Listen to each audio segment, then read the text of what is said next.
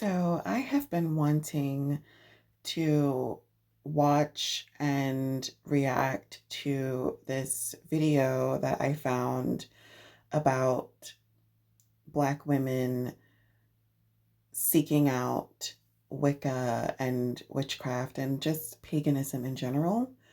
So I'm going to go right into it. Let's get started.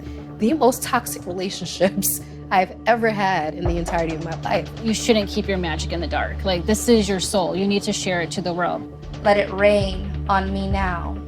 So be it. So it is.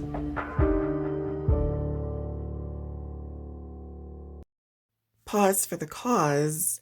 I didn't know this was about leaving Jesus behind, but I guess it makes sense.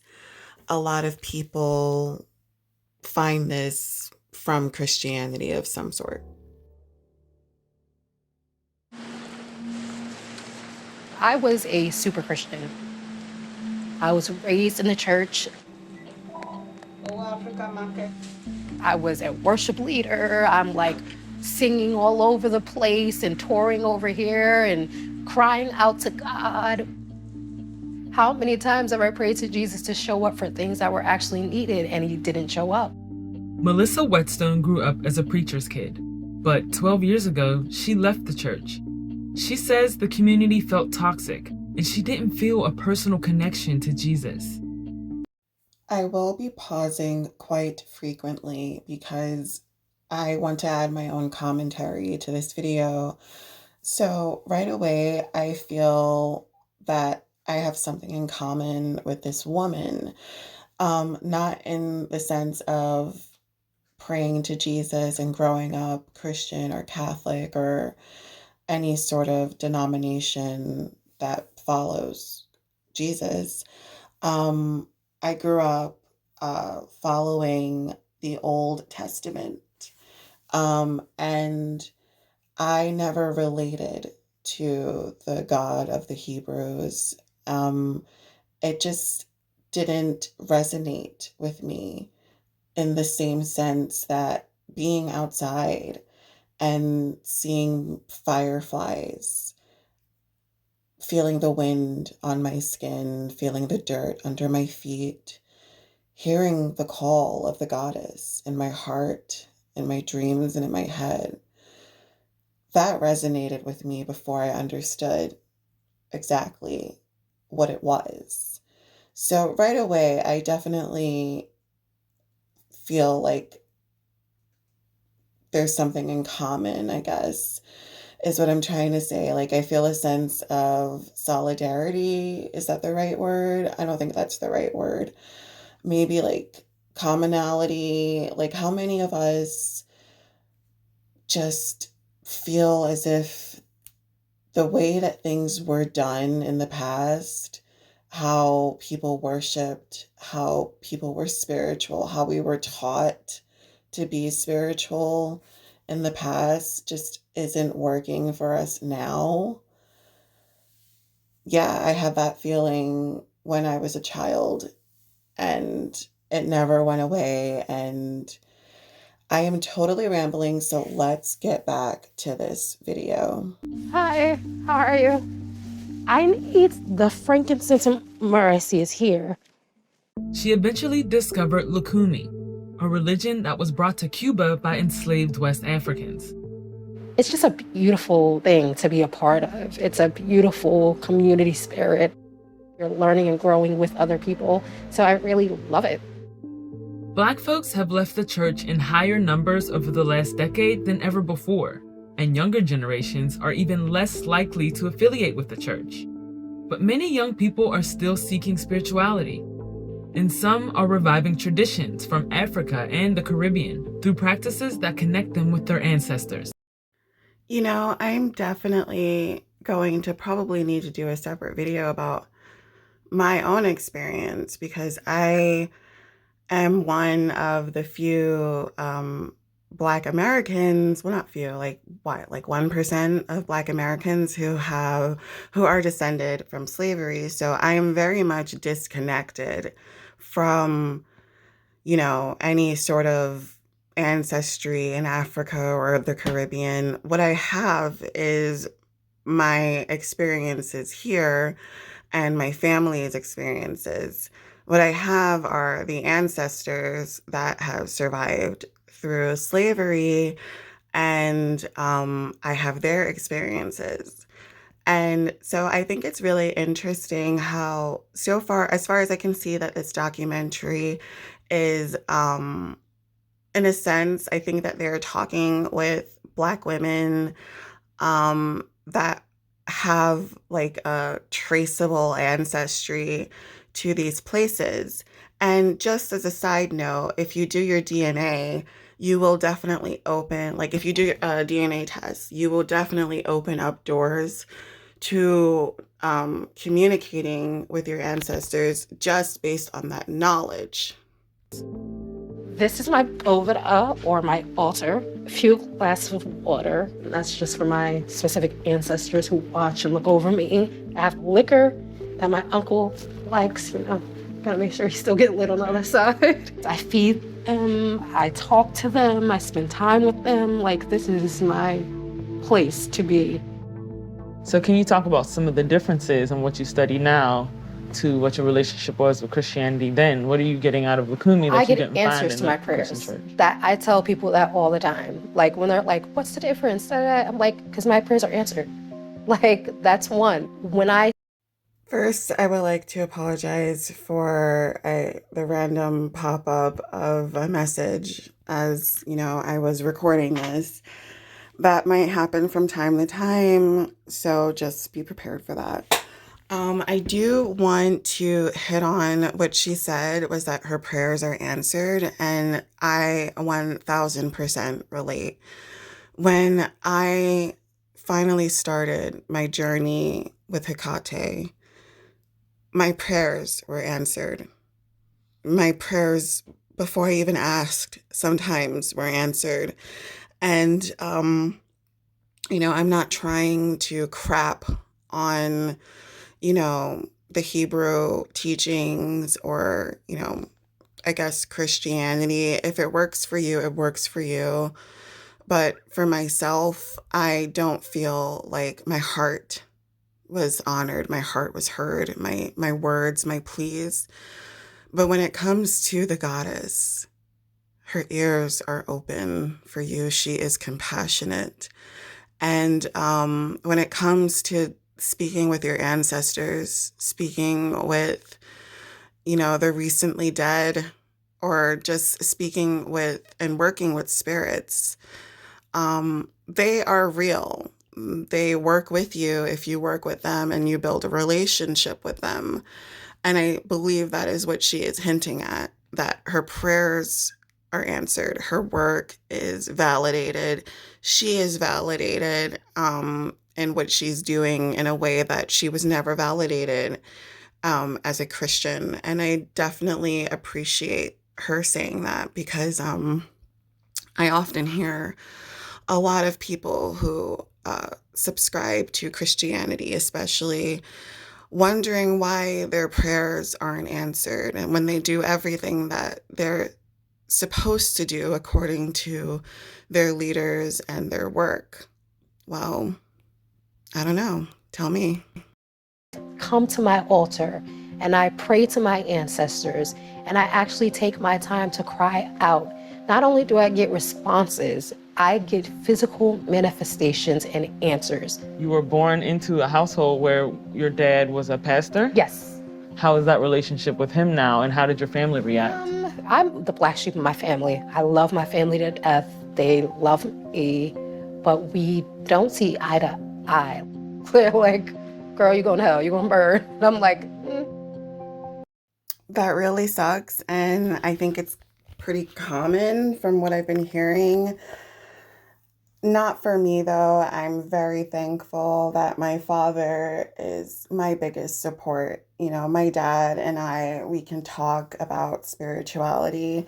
We can talk about religion. In fact, I actually credit him with, he's the reason why I was even drawn to magic and witchcraft, and he didn't even realize it. He gave me a blue um, prayer book. It was like Kabbalah. It was a book of the prayers from the Old Testament, and they had candle correspondences and color correspondences, and like, you know, the directions, like write out what you want, say this prayer with this candle, focus on this fire. And that is straight up witchcraft. And um he gave that to me and I loved that book. And I think that was when I realized, without realizing it, that there's something in me that calls to work with the unseen forces around us. And yeah, I don't have her experience with her family. Of course, there are some people in my family who would rather I don't, but the one who counts, If I was gonna he burn, I'm pretty counts. sure we will be burning together. Ironically, it is often because of that kind of religious conservatism that people move out. Dr. Yvonne Chareau studies African and indigenous religions. A lot of these religions came to the United States after the Middle Passage, after the period of slavery. Like other immigrants, they bring their cultures and their religions. But because when they come to the United States, they're often met with hostility, they tended to be secretive. Can you talk about the role that social media has played? Because especially if we're talking about the younger generation, they might not be as dedicated to being ordained and, kind of doing all these rituals. But if I go up and down my timeline, now everybody's a witch, everybody's burning sage. Prior to the turn of the 20th century, they utilized the internet or whatever media was available in order to be spiritual entrepreneurs. They would sell goods and services. They would treat clients and so forth. With the coming of the digital age, and in particular social media, I really feel like younger people are grabbing on to some of the digital trends where they can sort of brand themselves as practitioners. It's a kind of I see this too. It's a trendy thing. I fear to be into magic, witchcraft, energy work. Is it a bad thing overall, necessarily all around? No, I don't think so. Should things be treated with more respect and reverence than they are, that I could see, especially on TikTok? Absolutely. Um, I don't see much of an emphasis on younger practitioners who are interested in pursuing this for real, seeking out elders for instruction. It's more like, I'm going to figure it out and I'm going to do what's right for me. And that's that. And like, yeah, that's good, sure. But you definitely need guidance and instruction from people in the community. In fact, a lot of conversations that I've seen happen on TikTok regarding magic and, just the questions that people who get into it would generally ask, a lot of those questions have been asked already. And a lot of intellectuals and just long-term and long-time practitioners have already begun compiling information and answering those questions. And it could just be that the two groups, like the younger practitioners, the people who are interested in it, they're finding their interest through TikTok, and the older practitioners are not on TikTok, identity to be a part of this. So the internet and social media has certainly helped to popularize it. But I really do feel strongly that this is something of a movement in that young Black people, they are reaching back, they are recovering that which is ancestral, but they're doing it in their own way. I really hope I'm not all over the place, but like, to expand on this, yes, yes, and yes. I've seen more and more Black people, especially Black girls, Black women, Black teenagers, just find an interest in esoteric things, find an interest in divination, just go back to roots of spirituality, not necessarily stemming from the three Abrahamic religions. They are going back to as far as they can, really, or just figuring it out on their own, like I did. And I am all for it. I want it to happen more. In fact, I have a very strong opinion. I think once Black women leave the church pews, a lot of good will happen for us, you know? Like, the church really inhibits spiritual growth in Black women. That's how I feel, and that's what I see. And that's the vibe I get from them when I'm talking to them. Not just the church, but if you're an Israelite, I think it inhibits your own spiritual growth. I'm not going to go into so many of my opinions, but yeah, just this, and more of this, and let's keep listening. So do you want to light the candles? Should we do that? Yeah. Okay, I'm going to actually carve my sigils in the candle because they're from here. Majori is a 29-year-old fashion designer living in New York who practices witchcraft. She casts spells with a coven of other young witches. We're making money jars. So we're adding different herbs that manifest prosperity, money, success. I feel like, Hollywood and like in the movies, they kind of like gave this idea that, magic was scary. And it's like, is this scary? It's not. Would you consider this your religion as opposed to being Catholic? Yes, definitely. Divination is my main form of like spiritual practice, but being Catholic too, it still like resonates and there's like some roots in there. I feel like Catholicism is extremely witchy. I mean, drinking the blood of Christ, the host sacrament, that's a ritual. Like it is witchcraft. They just don't want to call it that. I just feel like we kind of need to get rid of that taboo mentality of like, this is something that is like evil or... And I am going to have to agree with her 1,000% on that. We need to get rid of the taboo that witchcraft is evil or unnatural. It is a very natural thing. It's practiced in every single religion. And her example of Catholicism, the body of Christ, his blood, all of that is a spell. The act of marriage is a spell. These things, it's all a version of magic and spell work. And it's kind of weird how, essentially it's just, I want to say, taken over by the church primarily. And that was, of course, done systematically and systemically. We're not going to get into that in this video. If you want, we can get into it in another video. Just let me know. But I am definitely going to agree with her here. So let's continue.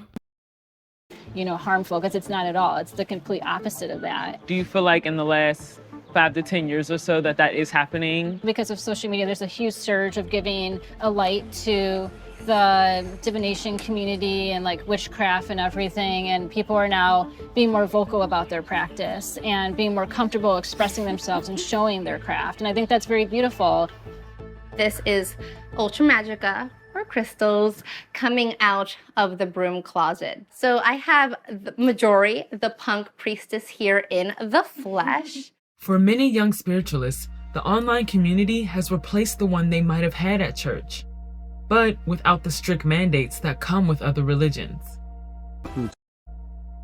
I'm not the type of witch that likes to subscribe to rules. I just do whatever it is I please. If it doesn't fit the spell, I will improvise. It is what it is. I feel like the rules, it's like oppressive. We need to have, the system. You have to be a certified, tarot reader. And it's like, I want to like dismantle and get rid of that, because that's not what healership really is. You don't. That's why we're here. That's why we're here. You don't have to subscribe to these rules, because like, who's telling you these things? It's, again, like, have your own independent thought. That is what divination is.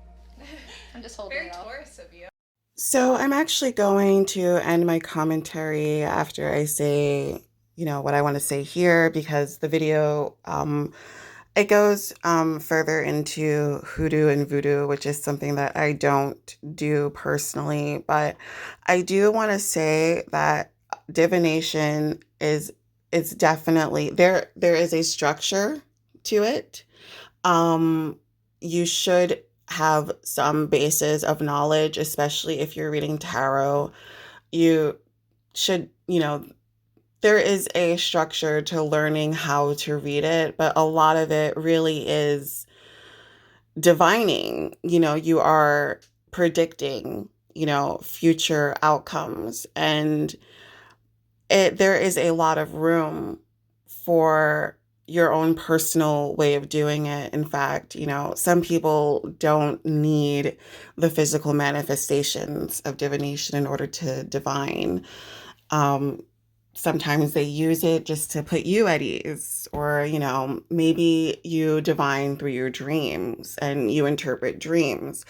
So I do agree what she's saying. But I do think that there are structures to it, and when you become knowledgeable about those structures, I think it adds to your own natural ability. So this is going to end this brief commentary, and if you have gotten this far, I thank you so much for listening. If you would like to hear me personally expand on any of the things that I have said, please leave a comment. Just let me know what you thought of my commentary, and just overall say hey. Thank you.